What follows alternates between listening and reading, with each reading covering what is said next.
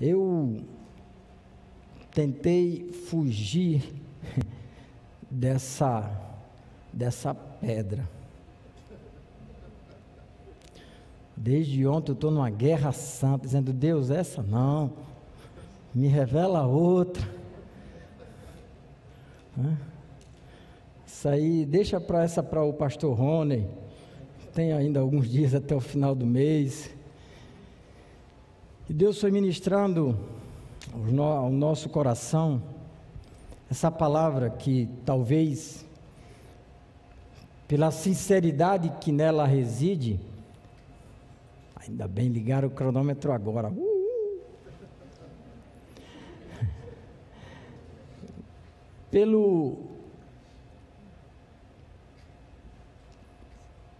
Ela não tem muito o que justificar, né? Ainda que nós vamos pensar juntos nisso, mas é algo que está inserido de uma forma clara na palavra de Deus, bem clara, e a palavra é a mesma.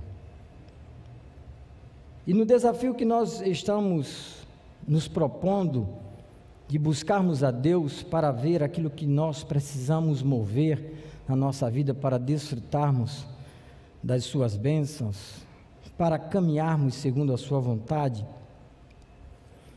a história que tem a base, né? A história da ressurreição, do milagre que Jesus opera na vida de Lázaro, na vida de Marta e de Maria também. A gente encontra um exemplo maravilhoso e que a gente vai achar na vida de Marta. E o tema, a proposta de Deus para nós hoje é nós movermos a pedra da ignorância espiritual. Ignorância espiritual, pastor? Ignorância espiritual. Como podemos ter aquilo que nós não sabemos que possuímos? Quando nós não entendemos, quando nós não compreendemos, quando nós não conhecemos, nós não podemos nos apropriar. Nós não sabemos nem o que é, a gente não sabe nem como usar. É que nem eu tenho um iPad, mas eu não sei, ele me deixa irritado. E por mais que eu não seja, mas eu prefiro o meu papelzinho. É minha ignorância, né? Eu gosto de escrever e tal. Aqui, se apagar a luz, se faltar energia, eu ligo o celular e acendo a luz, eu vou estar com o meu esboço. Se a bateria do bichinho lá acabar e eu estiver aqui, vou ficar difícil, ter que cobrar a memória. Então, a minha ignorância me leva a curtir os meus papéis. Existem textos bíblicos que nos desperta para a gente atentar para isso. Provérbios capítulo 14, versículo 8, diz: a sabedoria do homem prudente é discernir o seu caminho, mas a insensatez dos tolos é enganosa. Insensatez, não discernir, está tudo relacionado ao não conhecer, à ignorância.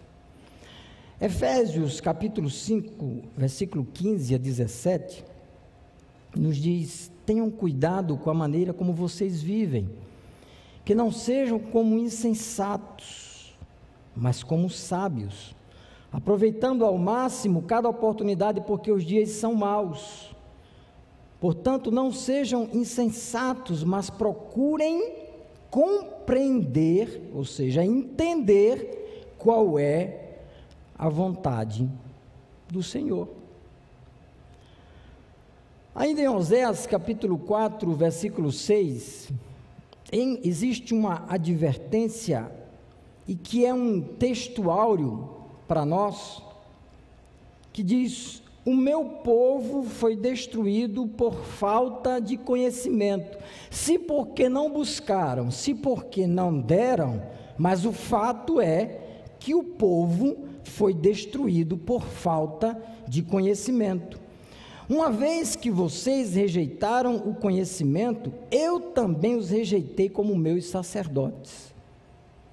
Nós temos o nosso sacerdócio real, se você quiser colocar a culpa só em mim, e nos pastores em comitiva, mas você também tem um chamado, um sacerdócio real, você faz parte disso. Por sua vez também nós sabemos da responsabilidade que nós temos, quando nós assumimos esse lugar aqui, por aquilo que a gente diz, por aquilo que a gente traz da parte de Deus para a igreja. E por isso que, ainda que eu tenha tentado me esquivar hoje desse tema tão conflitante, que confronta tanto, eu não consegui. Uma vez que ignoraram a lei do seu Deus, eu também ignorarei seus filhos.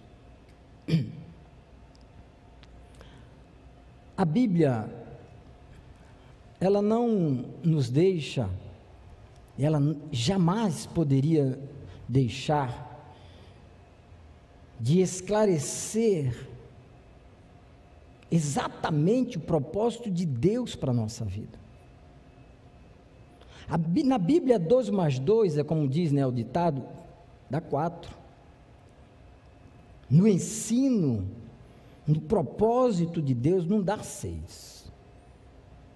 Ela não nos deixa sem resposta. A Bíblia nos adverte que não devemos ser ignorantes quanto às questões espirituais. Por exemplo, com relação aos dons,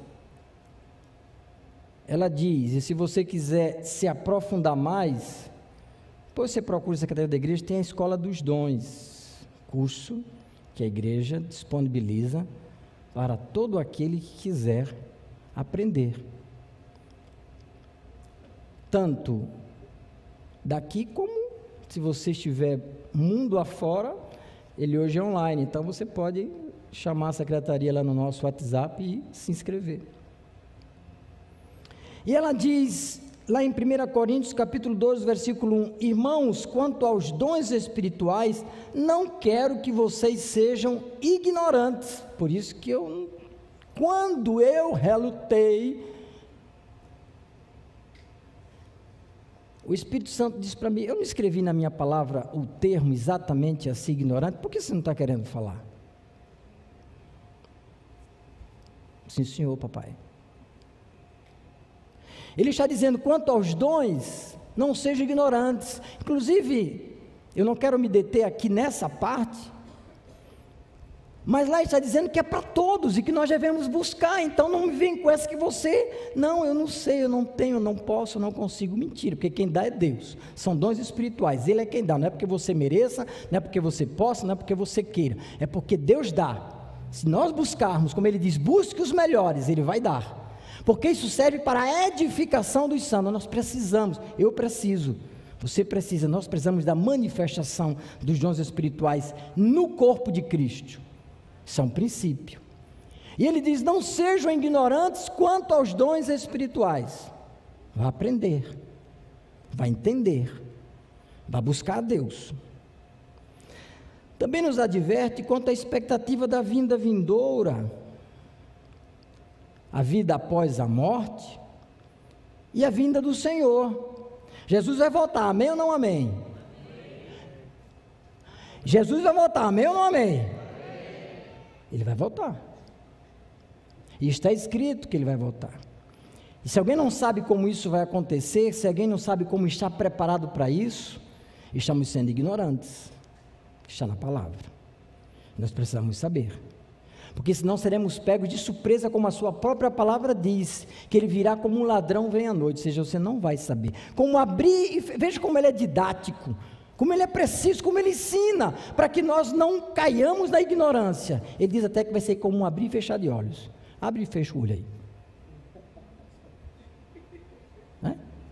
Pronto, Jesus veio, morri, fiquei. Ele é bem didático, vai dar tempo não. Ou estamos preparados para o abrir e fechar dos olhos, ou podemos não ir. Amém ou não amém? Amém não foi muito forte não. Está escrito, 1 Tessalonicenses capítulo 13, até o versículo 18, 4, 13 eu vou ler. Irmãos, não queremos que vocês sejam ignorantes quanto aos que dormem, não sejam, o quê? Ignorantes, quanto aos que dormem, para que não se entristeçam como os outros que não têm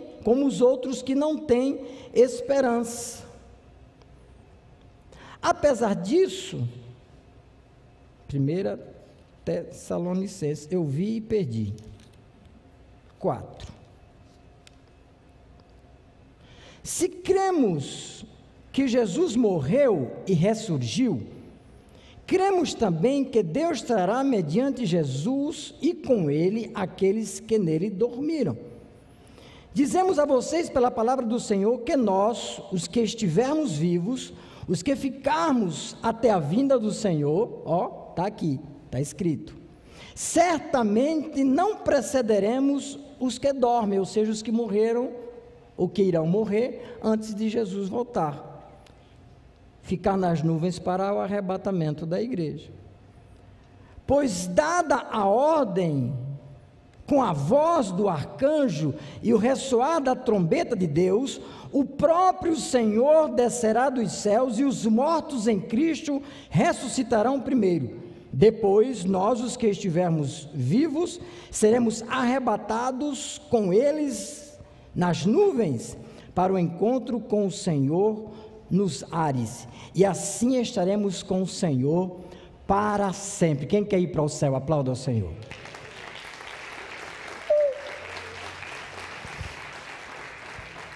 Glória a Deus. Está escrito, para que nós não sejamos achados em ignorância. A ignorância, ela pode ser uma falta de conhecimento, sabedoria e instrução sobre determinado tema. Está ali escrito. Ou mesmo crença em falsidades. Diante do desconhecido, o ignorante estabelece critérios que desclassificam o conselho alheio, em prol da sua falta de conhecimento. Busca estabelecer ideias falsas sobre si mesmo e o mundo que o cerca de forma errônea. É isso que é a prática ou a vivência na ignorância. Então, quando a gente não tem conhecimento, a gente forja uma desculpa, uma justificativa para a nossa falta de entendimento com relação a alguma coisa. E neste momento, e aqui na casa do Senhor, nós estamos e temos que discutir, principalmente, ainda que isso é abrangente, porque nós somos corpo, alma e espírito, mas principalmente no foco espiritual, e por isso nós estamos dando ênfase à ignorância espiritual. Porque o maior pecado do homem é o diabo.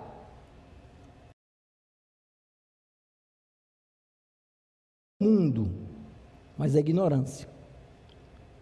Porque está disponível, está acessível para nós. Existe todo um trabalho divino, preparado, pronto, que Deus estabeleceu, e são princípios, na qual faz com que nós sejamos indesculpáveis diante do Senhor, diante dos nossos atos. Por isso que nós precisamos ter muito cuidado com aquilo que nós fazemos, praticamos, cremos, falamos, vivemos,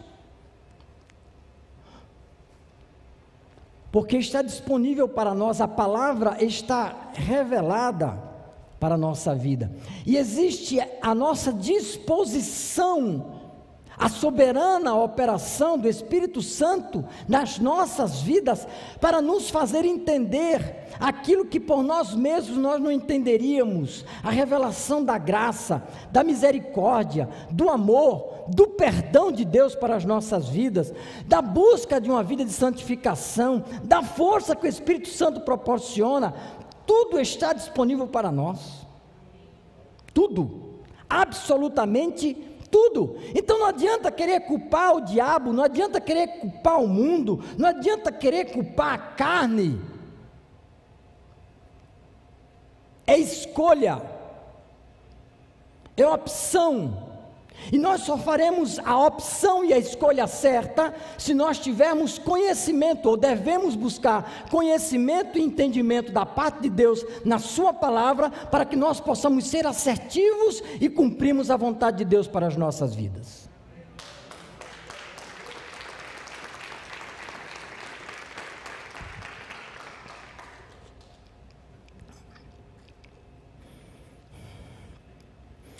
A falta de conhecimento é que traz a destruição.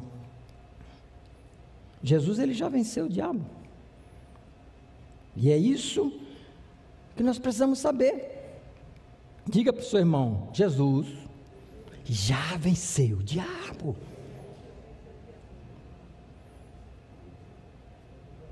O que temos que fazer agora é resisti-lo, em nome de Jesus.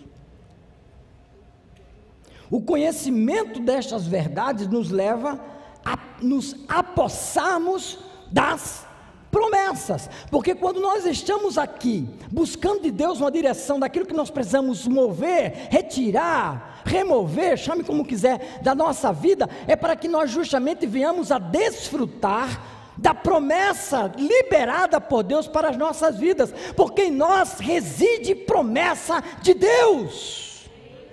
Em nós reside propósito de Deus, e é propósito glorioso, é propósito que a traça e a ferrugem não consomem. São coisas que não estão limitadas a este mundo, mas estão conectadas com a eternidade. É glorioso parar, pensar e ver isso, e sairmos dessa pequenez limitante que o diabo, através do pecado, lançou sobre as nossas vidas, e nós a abraçamos. Mas Deus nos liberta, Deus abre os nossos olhos espirituais para que nós possamos entender. Nós estamos navegando, nadando, pescando, catando o livro de João, capítulo 11, então, vai para lá, vai para cá, a gente está esse mês assim, ó, garimpando,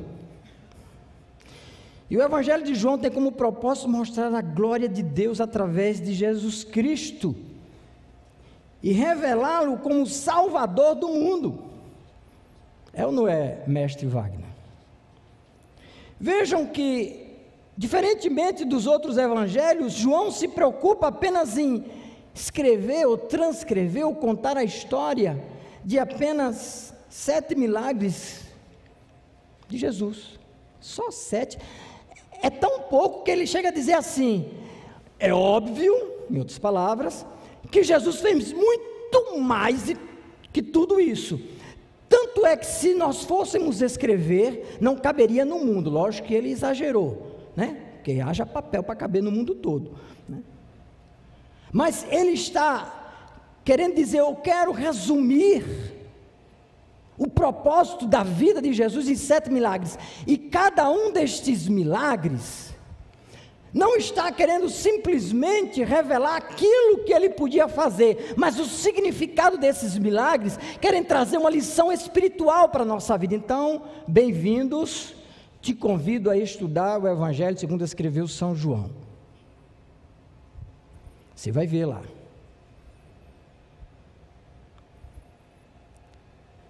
É precioso isso, porque ele expõe no Evangelho, tem muito mais do que ênfase no poder miraculoso, mas todos os milagres trazem uma lição espiritual com relação ao homem e a sua relação com Deus e a sua soberania. Nos 7 milagres nós encontramos isso. Interessante, 7, né?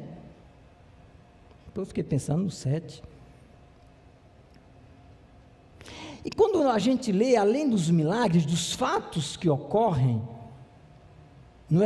e são mencionados no Evangelho de João, são também para mostrar essa soberania, esse poder salvífico, né?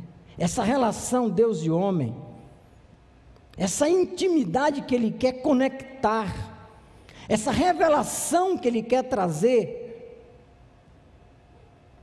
para que a gente transcenda. E aí a gente chega de novo lá no capítulo 11, no 7º milagre, que é dele que a gente está, que nem disse o pastor Rony, garimpando. A história da relação de Jesus com Lázaro, com Marta e Maria, ela tem muito a nos ensinar. E às vezes a gente pensa nos questionamentos de Marta e Maria e coloca isso como lições para a nossa vida, mas nós estamos falando de um grande homem de Deus e 2 grandes mulheres de Deus. Mulheres que trouxeram na sua vida e na sua prática de fé exemplos extraordinários para serem seguidos por nós. Em primeiro lugar, eu aprendo que Jesus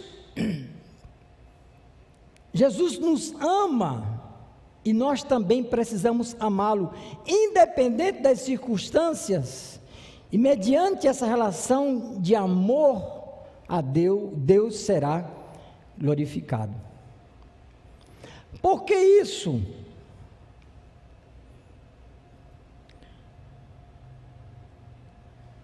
Porque está escrito que quando Marta e Maria mandam avisar a Jesus de que o seu irmão estava doente, diz: diga para ele que aquele a quem ele ama está doente.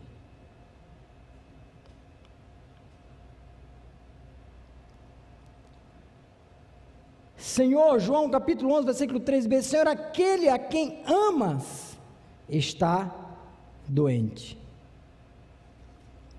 E nós vemos essa ênfase dessa relação de amor em João capítulo 11, versículo 4 e 5. Jesus diz: essa doença não acabará em morte. Mas acabou. Lázaro não morreu? Vamos caminhando. Ele diz: esta doença não acabará em morte, é para a glória de Deus, para que o Filho de Deus seja glorificado por meio dela. Para quê? Qual o objetivo era? Para que o Filho de Deus seja glorificado por meio dela. Guarde bem isso, entenda o que Jesus está dizendo quando ele recebe a notícia, porque aí a gente vai entender a lição espiritual deste milagre. E aí o texto dá ênfase dizendo: Jesus, está lá escrito, Jesus amava Marta, a irmã dela, que era Maria, e Lázaro. Com certeza também era recíproca a afirmação, porque com o desenrolar da história, e quando a gente vai lá mais para frente, Porque João ele fala primeiro do milagre e depois ele fala de outras coisas. E no milagre ele fala que Maria, aquela que lançou o perfume nos pés de Jesus, isso acontece depois. E aquele ato de Maria foi condenado por Judas, que não tinha preocupação nenhuma com o pobre, você estava preocupado em vender o perfume. Ele queria vender o perfume de Maria e negociar com ela, a gente racha aí e tal. Estava preocupado, ele achou um estrago aquilo. E se ela se deu a esse ato de fé, porque aquele perfume não era qualquer perfume, era porque ela amava.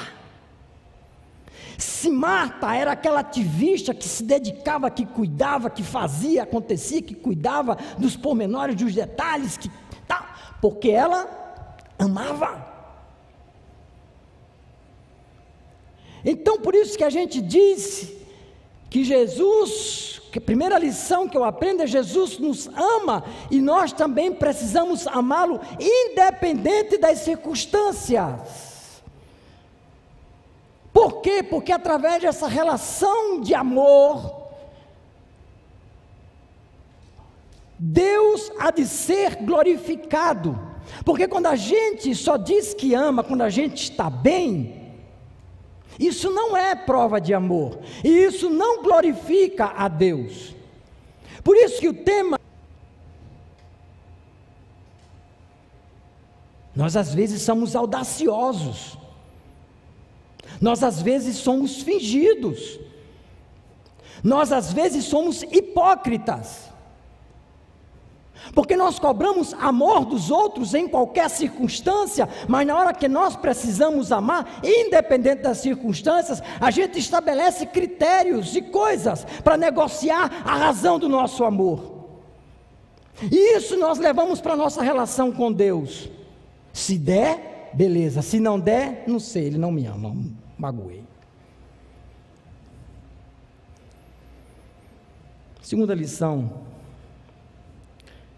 Quando ainda somos ignorantes e não buscamos entender o que Jesus está falando, nós ficamos perdidos e não entendemos nada ao nosso redor.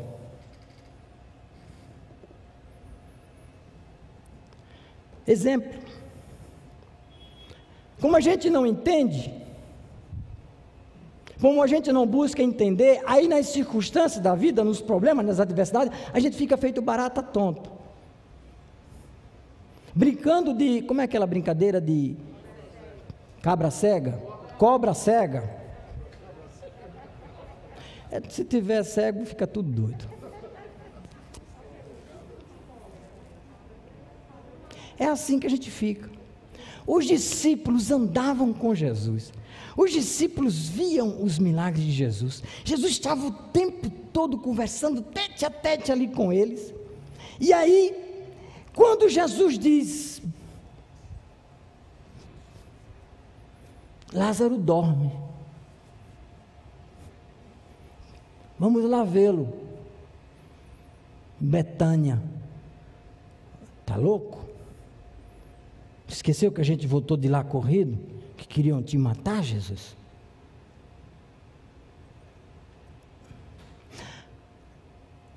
Aí Jesus diz, ele dorme. Aí outros dizem, se ele dorme, ele está bem, deixa ele dormindo, está escrito. Estão entendendo nada, estão fora de órbita. Eles se esqueceram que justamente Jesus Cristo tinha dito o quê? Que aquela enfermidade era para a glória do Filho de Deus. Então, peraí, se Jesus está dizendo que a gente precisa ir, vamos lá, porque alguma coisa vai acontecer para a glória do Filho de Deus, Jesus, esse que nós estamos seguindo. Não, está tudo perdido, tudo com a cara de bobo, assim, levanta as mãos, baixa as mãos, bate palma, não sei o que, faz tudo que manda, marionete. E ainda tem ele, quem? Timóteo. Eita, Tomé, abençoado Tomé. aquele que até o fim duvidava de tudo. Precisou Jesus dizer, ele dizer, só se eu ver, olha aqui também, põe o dedo aqui também, sou eu mesmo. Nessa história aí, como eles corriam risco de vida, Tomé chegou e disse, vamos para morrer também. Ironiza, vamos para morrer também. Então tem os que andam com Jesus, mas ironizam a proposta de Jesus. Vamos ser fiéis, vamos pagar mico, coisa do gênero. Ironizam com a verdade, ironizam com a proposta, ironizam com o chamado.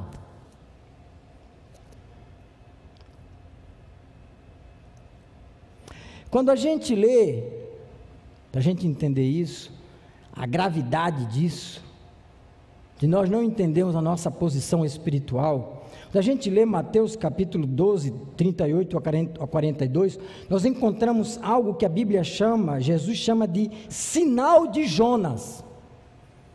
Sabe qual é o sinal de Jonas? Arrependimento. Foi isso que Jonas foi fazer lá em Nínive, lembra da história? E é por isso que ele é o sinônimo do sinal de arrependimento. E aí nesse texto Jesus está sendo acuado pelos fariseus, saduceus, hipócritas da época, religiosos, dizendo para ele, nos dá um sinal, você não está dizendo que você é filho de Deus? Nos dá um sinal que você é, faz aí milagre para que eu possa testar que você é algo sobrenatural. Aquilo vai irritando Jesus, Jesus vai ficando mordido. Ele diz, sabe uma coisa, eu não tenho sinal, está escrito, Mateus, lê em casa, 12, 38 a 42, ele diz, eu não vou dar sinal nenhum para vocês, o sinal de vocês, ou para vocês, é o sinal de Jonas, vão se arrepender. Aí saiu invocado, disse, vamos lá discípulo, vamos, pega o barco aí, deixou os saduceu, fariseu, tudo para lá, entra no barco, aí sentou lá, aí lá nas tantas lá do mar, ele disse para os discípulos, olha, cuidado, viu, cuidado com o fermento dos fariseus e dos saduceus, cuidado com o fermento. Jesus estava vermelho como o pastor o Rony quando ele fica nervoso. Aplauda ao Senhor pela vida dele. Todo dia eu pego um para Cristo. Estou me preparando para o dia que me pegarem. E aí, Jesus diz, cuidado, viu, com o fermento. Sabe o que você vai dizer? Aí os discípulos, a gente não trouxe pão. Ele deve estar com fome, está bravo porque a gente não trouxe pão, está com fome. Aí Jesus olha para os discípulos e diz, que vocês estão falando aí? O problema é pão, Jesus. Aí Jesus diz, quem foi que multiplicou pão? Fala para mim quem foi que multiplicou pão 2 vezes para vocês, que vocês ainda tiveram cestos que sobraram, e alimentou a multidão, quem foi? Foi você, Jesus, foi, até quando? Até quando eu vou ter que ensinar vocês? Está lá escrito, leia que você vai ver. Até quando vocês vão ser ignorantes com o que eu estou falando? O fermento dos fariseus e dos saduceus, esses religiosos hipócritas que não vivem a verdade, que não têm autenticidade, que não me adoram em espírito e em verdade, vai acabar com vocês se vocês permitirem. É isso que Jesus está dizendo. E irritado, como eu agora. Porque isso é sério, porque o inimigo quer nos destruir, o inimigo quer acabar conosco, porque a sentença dele já foi dada, e ele sabe que para nós existe uma esperança, e essa esperança é uma vida com Cristo. Então ele vai lutar para nos afastar, ele vai lutar para fazer com que a gente não sirva a Deus, ele não vai descansar, enquanto ele não nos destruir. Só que Ele não vai nos destruir, porque nós somos mais do que vitoriosos em Jesus Cristo. Aplauda ao Senhor.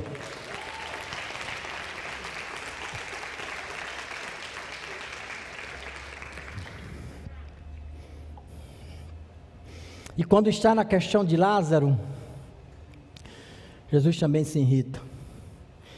E ele diz, lá em João capítulo 11, versículo 14 e 15, Lázaro morreu,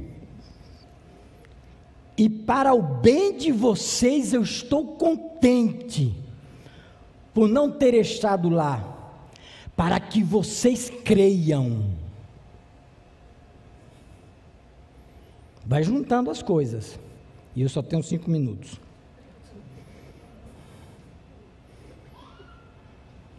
Deus está agindo, Jesus está trazendo uma lição espiritual para os discípulos,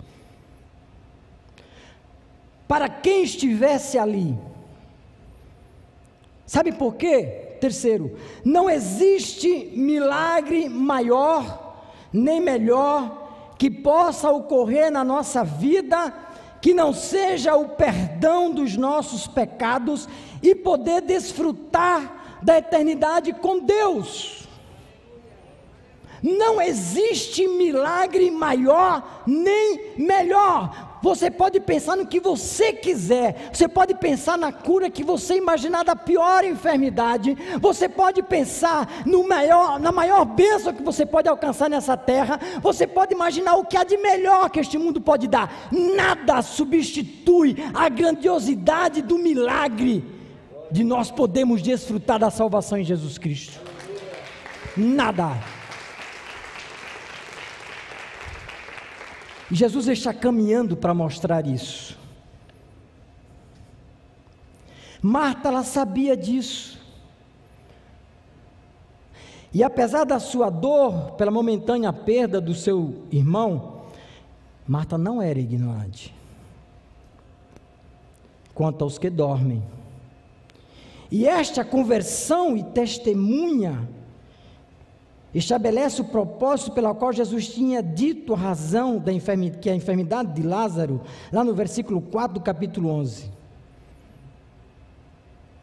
Porque quando Jesus chega diante de Marta, ele disse lá nos versículos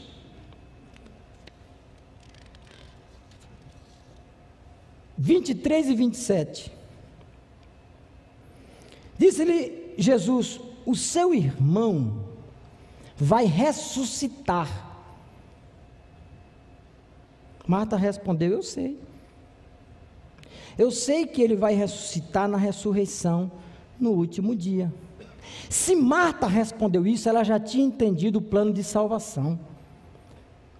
Ela que conhecia Jesus, que tinha andado com Jesus, que tinha ouvido os conselhos de Jesus, ela já tinha entendido os ensinamentos de Jesus e o propósito de Jesus, a vinda de Jesus, o plano de Deus. Por isso que ela responde. Então por isso que a gente aí passa a entender porque ela não estava preocupada com a morte de Lázaro. Por isso que ela disse: se você tivesse aqui, meu irmão tinha sido curado. Porque se morreu, morreu, foi para o céu, ele vai ressuscitar no último dia, amém, glória a Deus. Morreu. Se você tivesse aqui, ele não teria morrido. Então ela está com dor, está chorando, está sofrendo, mas ela não era ignorante quanto aos que dormem, porque ela testemunha dizendo que ele ia ressuscitar no último dia. Então ele vai ressuscitar. Jesus, para mim o problema está resolvido. Jesus diz: yes. Uau, Marta, boa resposta você me deu. Aí Jesus disse: lembrei que papai me revelou lá atrás, que isso aqui é para a glória, né? Do filho dele.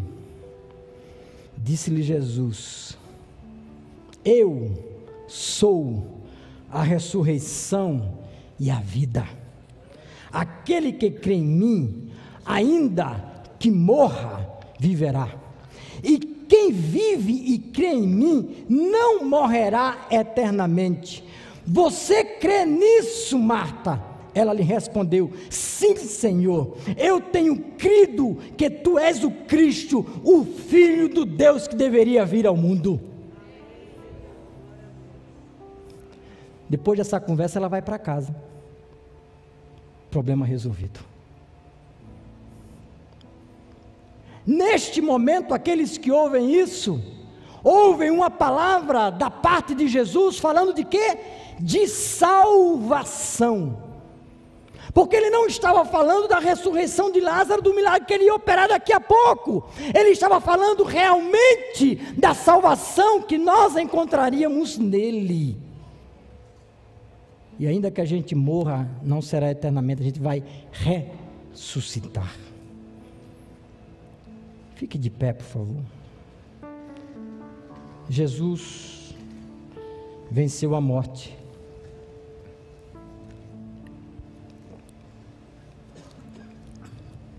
Sabe por quê? Porque Jesus é a vida. E a morte não tem poder sobre a vida. Não é a morte que é determinante, a vida é determinante. Nós fomos feitos para a vida, a morte é uma consequência do nosso pecado. Não é ela que é determinante. A morte é um assunto que a gente evita falar e comentar. Entretanto, o viver humano encontra em sua jornada a ameaça de morte todo dia. A perspectiva da Bíblia para a realidade da morte, o seu impacto na vida humana, são tratados com clareza e com fé. Tem crente com medo de morrer. Tem. Toda criatura humana enfrenta esse dilema. Não foi a sua escolha vir ao mundo, mas não consegue fugir à realidade do fim de sua existência aqui na Terra. O dilema existencial resulta da realidade da morte que tem que ser enfrentada. Para você dormir bem hoje, Eclesiastes, o pregador diz: todos vão para um lugar, todos são pó e todos ao pó voltarão. Você vai morrer. Pastor, você vai morrer. Eu também. São palavras da Bíblia e não de nenhum materialista contemporâneo, existencialista, estoicista. Tem isso, pastor? Tem o estoicismo, que fica inventando algumas coisas sobre a morte. Platonista, que é do platonismo, é lá do Platão. Platão inventou de dar uma pincelada na questão da morte. O espírita, o católico, o crente, que tem medo, quando sabe que Jesus salva e leva para o céu e a eternidade. Quando a realidade da vida e da morte, o homem, quanto a essa realidade, o homem, dentro da criação, é o único que sabe que vai morrer. O animal não sabe que vai morrer, mas nós sabemos que vamos morrer, porque nós podemos nos encontrar com ela, porque o pecado nos sentenciou a isso. O pecado. Quando Jesus, lá em João capítulo 11, versículo 33 e 35, diz que Jesus se agita no espírito, perturba-se e chora. Jesus se agita no espírito, perturba-se e chora. Sabe por quê? Porque Jesus está diante da morte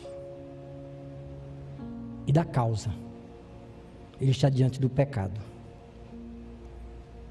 Quando ele está ali na frente, quando ele vê aquelas pessoas chorando, quando ele vê a dor, quando ele vê o sofrimento, quando ele vê a descrença diante daquele que foi, a Bíblia diz que o seu espírito, ou seja, há uma ebulição dentro de Jesus, porque ele ali diz: isso é fruto do pecado. Mas é justamente essa ebulição, esse confronto que ele tem, que o determina a ir até a cruz.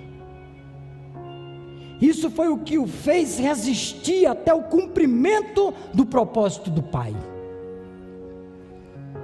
Porque ele sabia que ele tinha vindo justamente para aniquilar o poder da morte,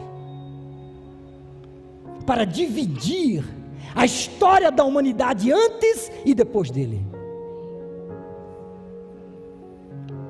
E aí está escrito em 1 Coríntios capítulo 15, versículos 55 a 58. Onde está, ó morte, a sua vitória? Onde está, ó morte, o seu aguilhão? O aguilhão da morte é o pecado. Sabe que o aguilhão é um ferro com um gancho para prender. O aguilhão da morte é o pecado, e a força do pecado é a lei. Mas graças a Deus, que nos dá a vitória por meio de nosso Senhor Jesus Cristo. Portanto, meus amados irmãos, mantenham-se firmes e que nada os abale. Sejam sempre dedicados à obra do Senhor, pois vocês sabem que no Senhor o trabalho de vocês não será inútil. 2 Coríntios capítulo 1, versículo 21 e 22. Ora, é Deus que faz que nós e vocês permaneçamos firmes em Cristo. Ele nos ungiu, nos selou como sua propriedade e pôs o seu Espírito em nossos corações como garantia do que está por vir.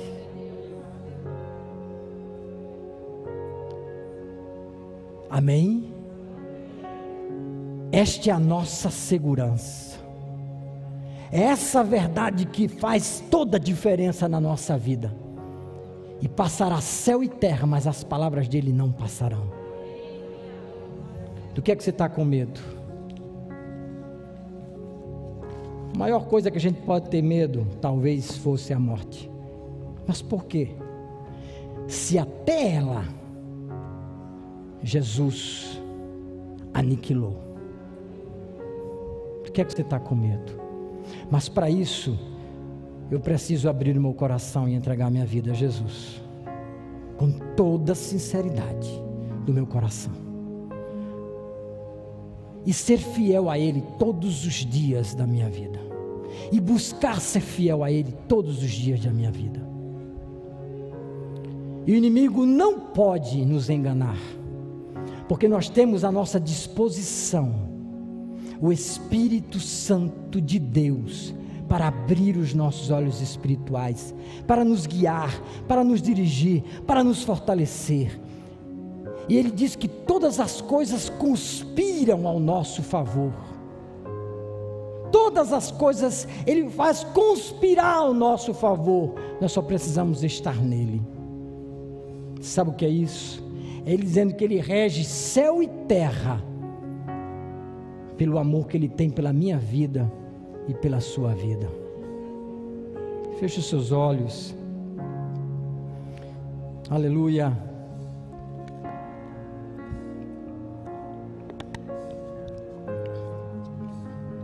Jesus te ama. Jesus me ama. E Ele cuida de nós. Sempre Ele cuida de nós. Sempre Ele cuida de nós. Você pode confiar no amanhã. Você pode descansar em Deus. Entregue a sua vida a Ele. Se você nunca fez isso, eu te desafio nesta noite, entregar a tua vida a Jesus. Aí na sua casa onde você está. Aqui, se você ainda não tomou essa decisão por Jesus, faça isso. Diga junto comigo: querido Jesus, Tu és o meu Salvador. Eu ouvi a Tua palavra. Eu te reconheço como meu Salvador. A Tua palavra foi revelada para o meu coração nesta noite. Eu entendi o teu propósito para a minha vida. Tu queres me resgatar da morte. Tu queres me presentear com a vida eterna. E eu te abraço, eu te recebo como meu Salvador, único e suficiente. Eu entrego minha vida a ti. Dirige a minha vida, guia os meus passos. Escreve meu nome no livro da vida. No nome de Jesus Cristo eu oro. Amém. Tem alguém que nunca tinha feito essa oração aqui entre nós, que fez hoje pela primeira vez? Dá um tchauzinho. Quero louvar a Deus pela sua vida. Tem alguém? Tem alguém? Todos já tomaram essa decisão.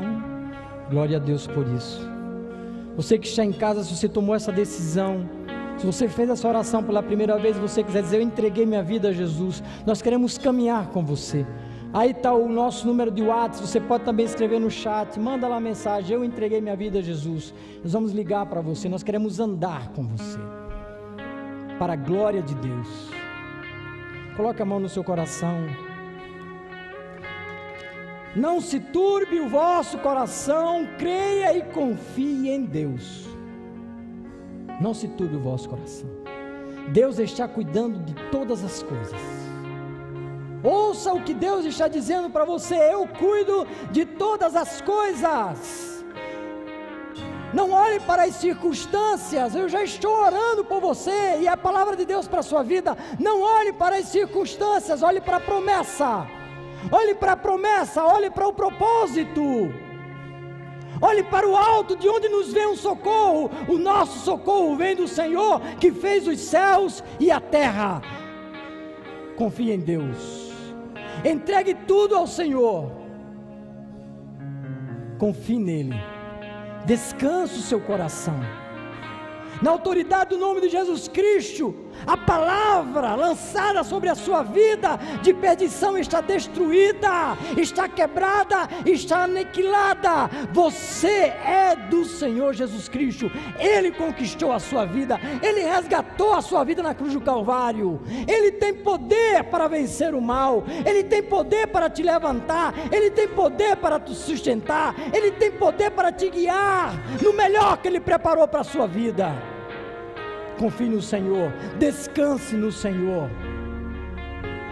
Que o inimigo não nos encontre em ignorância, mas que o Espírito Santo de Deus nos inquiete, nos desperte, para que nós possamos ser ávidos, compulsivos, buscadores do entendimento de Deus para as nossas vidas. E através da nossa vida, o nome do Senhor Jesus Cristo será glorificado nesta terra. Amém? Aplauda ao Senhor. Aleluia.